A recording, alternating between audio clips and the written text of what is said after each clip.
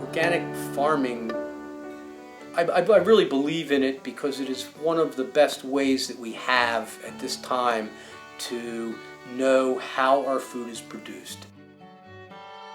Joel's passion comes from a desire to eat healthy, nutritious foods that he's grown organically. Why? Because conventional commercial agriculture isn't sustainable. It takes 10 calories of fossil fuel energy to get 1 calorie of food on a plate, with the average bite traveling 1,500 miles from its place of production. The current fracking bubble will be short-lived, leaving in its wake vast environmental destruction. The future of food lies in localized systems of seed and food production using organic and permaculture methods.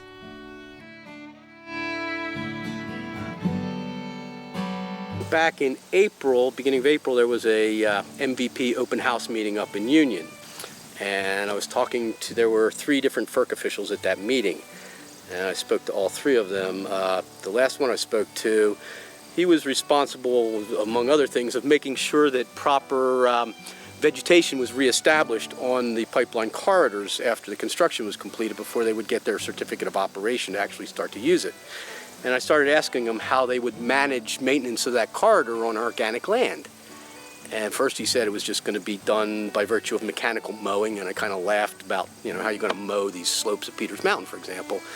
And he said, well, they do some spraying for invasive species. I said, okay, well, you can't do that on organic land, so what's the plan then?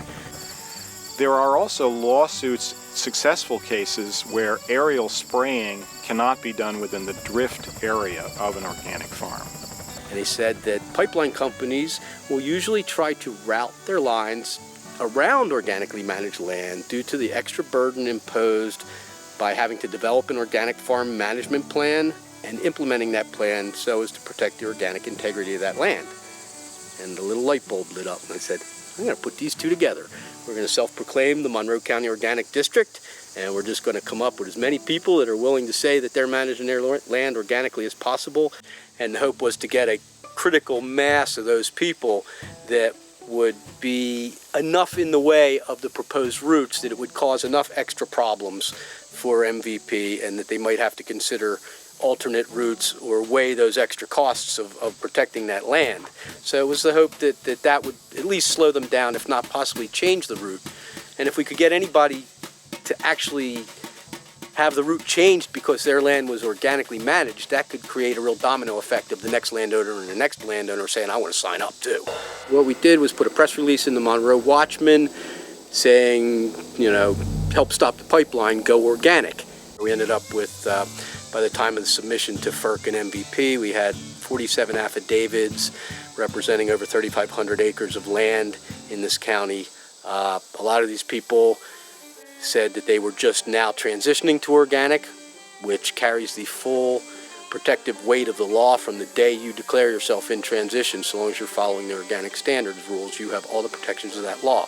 Same applies, of course, to certified organic farms and also to smaller farms that would be marketing less than $5,000 worth of product from their farm in a year.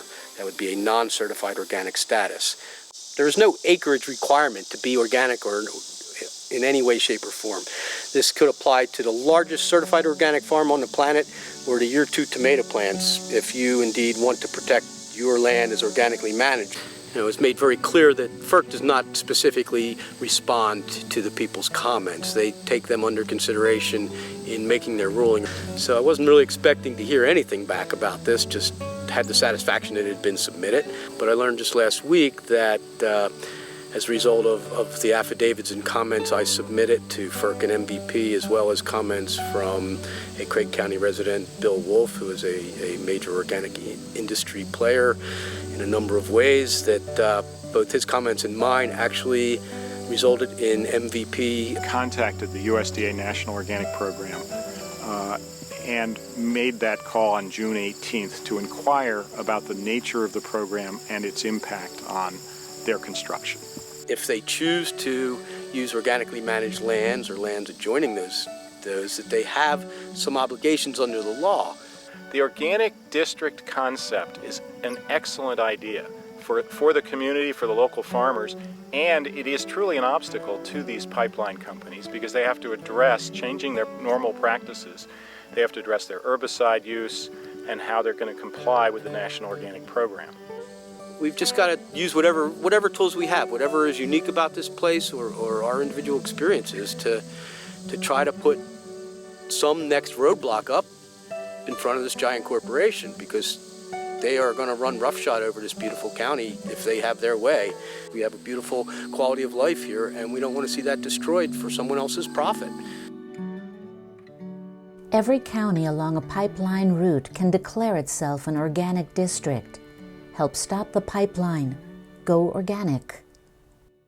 We're gonna stand up for what we're gonna believe in. We're gonna shut that pipeline down. Here we go. Because if you don't like and you don't stand up, how's anybody gonna know where you stand?